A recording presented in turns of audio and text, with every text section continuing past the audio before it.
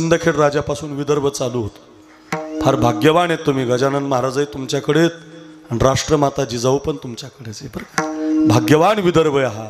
त्याच्यात आज मुख्यमंत्री पदही तुम्हालाच मिळालं. विदर्भ आलाच पुन्हा बरं का.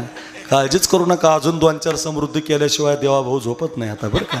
वा वा, झालेच विदर्भाचे मुख्यमंत्री. म्हणजे तुमच्याकडे काही कमी नाही. जशी सुरुवात झाली विदर्भाची तसं सिंदखेड राजा लागतं.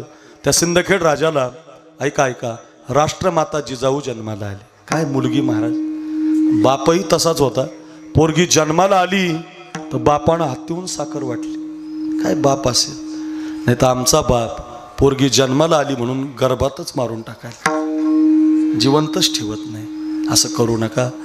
कोण सांगेल कोण तुमची मुलगी जिजाऊ असेल. तुमची मुलगी झाशीची राणी असू शकते. तुमची मुलगी आमदार असू शकते, मेट्रो चालक असू शकते. गर्भातल्या मुलीला कधी मारायचं